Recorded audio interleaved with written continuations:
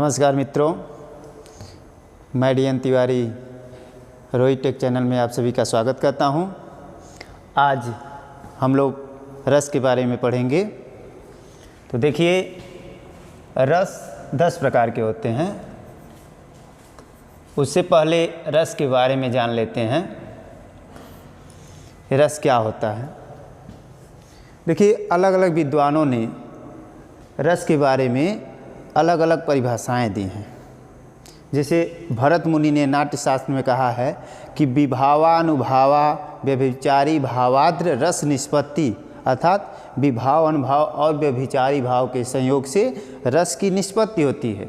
जिस प्रकार भोजन में हम लोग अनेकों प्रकार के व्यंजनों को मिला करके भोजन का निर्माण करते हैं तो वह बहुत ही स्वादिष्ट होती है, उसी प्रकार जब काव्य में रस सम्मिलित हो जाते हैं तो काव्य की सरसता बढ़ जाती है। ठीक है, तो देखिए, रस 10 प्रकार के होते हैं। पहला होता है श्रृंगार, पहला है श्रृंगार।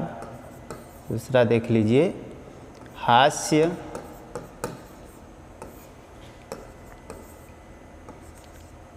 करुण, वीर, रौद्र, भयानक,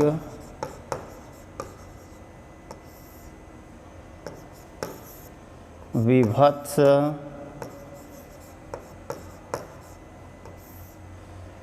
आठवां है विभत्स हो गया। इसके बाद है अद्भुत, अद्भुत 9 यहाँ देख लेते हैं। 9 है शांत, 10वां है वात्सल्य, भक्ति।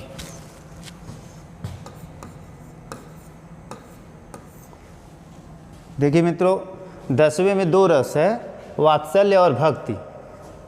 ठीक है, अब देखिए, अब इनके अस्थाई भाव देख लेते हैं रसों के। ये हो गए रस, रस हो गया। इसका अस्थाई भाव, अस्थाई, एक मिनट रस को यहाँ लिख देते हैं।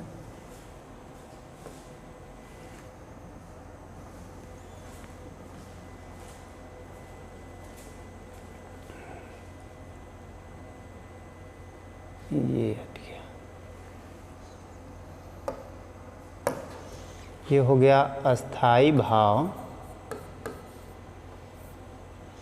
ठीक है, यहाँ रस लिख दीजिए, रस अस्थाई भाव। अब देखिए, श्रृंगार रस का अस्थाई भाव क्या होता है? रति। हास्य का हास, करुण का शोक, वीर का उत्साह, रौद्र का क्रोध, भयानक का भय, विभत्स का घृणा या जुगुप्सा भी होता है,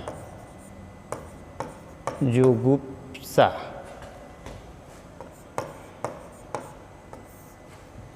अद्भुत का होता है विस्मय, विस्मय या आश्चर्य।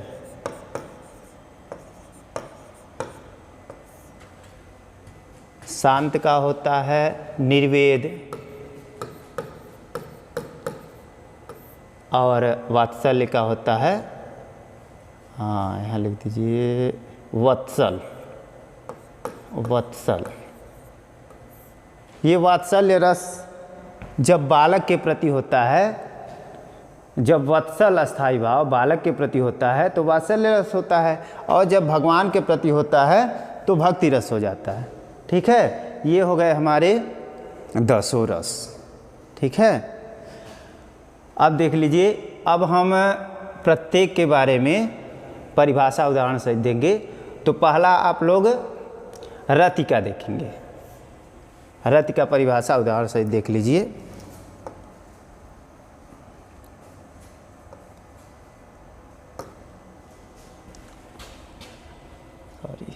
श्रृंगार रस का परिभाषा उदाहरण से देखिए।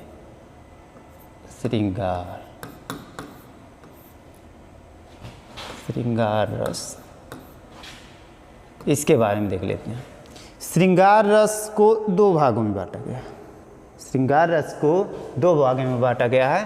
पहला होता है संयोग श्रृंगार और दूसरा होता है वियोग श्रृंगार। वियोग श्रृंगार। तो अब हम लोग पहले संयोग के बारे में देखते हैं।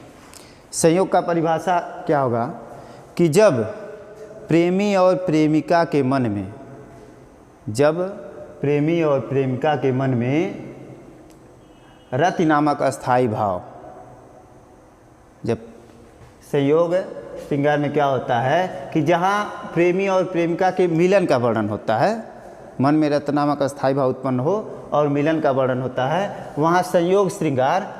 और जहाँ प्रेमी और प्रेमिका के या नायक और नायिका के बिछोड़ने का वर्णन होता है, वहाँ वियोग श्रृंगार होता है। ठीक है, शॉर्टकट में आप लोग समझ लीजिए कि जहाँ नायक और नायिका के मिलन का वर्णन होता है वहाँ संयोग श्रृंगार, और जहाँ नायक और नायिका के बिछड़ने का वर्णन होता है वहाँ वियोग श्रृंगार होता है। ठीक है, अब देख लीजिए, अब इसका परिभाषा देख लीजिए। संयोग का एक परिभाषा लिख देते हैं। लता ओट तब सखी हैं लखाए श्यामल गौर किशोर सुहाए देखी रूप लोचन, देखी रूप लोचन ललचाने हर से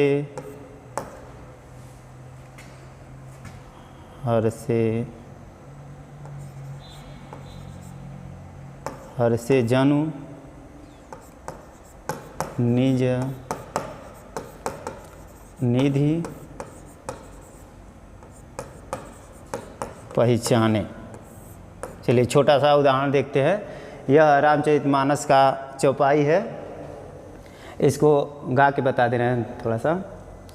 लता ओट तब सखी हैं लखाए श्यामल गौर किशोर सुहाए देखी रूप लोचन ललचाने हर से जनु निज निधि पहचाने। जब सीता जी अशोक वाटिका में जाती हैं अपने सखियों के साथ, तो वहाँ राम और लक्ष्मण की सुंदरता को जब उनकी सखियाँ देखती हैं तो सीता जी को दिखा रही हैं, पत्तों की ओट से सीता जी को दिखा रही हैं, कह रही हैं कि देखिए वह सांवले और गोरे रंग के किशोर कितने सुशोभित हो रहे हैं। देख ही रूप लोचन ललचाने, उनके रूप को देख करके उन लोगों के जो लोचन थे, नेत्र थे, वह ललचा गए। और हर से जनु निज निधि पहचाने, इस प्रकार हर्षित हो गए, खुश हो गए, जैसे लगा उन लोगों को कितना बड़ा खजाना मिल गया हो। ठीक है, ये आपका हो गया संयोग श्रृंगार का। अब देख लीजिए एक वियोग श्रृंगार का उदाहरण देख लेते हैं हम लोग। वियोग का उदाहरण,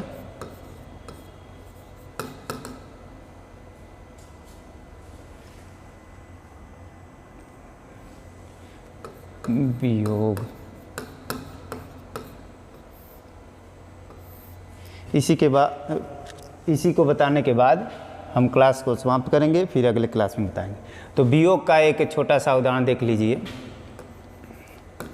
हे खग मृग हे मधुकर श्रेणी तुम देखी सीता मृग नैनी। देखिए छोटा सा उदाहरण दिए हैं जो बहुत आसानी से याद हो जाएगी आप लोगों को। ये भी उसी समय का है। ये है जब सीता जी का वनवास हो गया था। सीता जी नहीं वनवास नहीं होता, सीता जी का हरण हो गया था। जब सीता जी का हरण हो गया था, श्री रामचंद्र जी बेचारे बहुत दुखी अवस्था, हम वियोग अवस्था में हैं। उस समय श्री रामचंद्र जी क्या कह रहे हैं? हे खग मृग हे मधुकर श्रेणी तुम देखी सीता मृग नैनी। हे खग माने पक्षियों से पूछ रहे हैं, मृग हिरण से पूछ रहे हैं, सब पूछ रहे हैं कि क्या तुमने, मधुकर भौरों से पूछ रहे हैं कि क्या तुमने मेरे मृगनयनी हिरण के समान नेत्र वाली सीता को कहीं देखा है। तो इस उदाहरण में श्री रामचंद्र जी के वियोग दशा का वर्णन किया गया है। ठीक है, इसी के साथ हम आज की क्लास को समाप्त करते हैं। फिर अगले क्लास में आगे के जो रस हैं आगे के वीडियो में बताएंगे। धन्यवाद।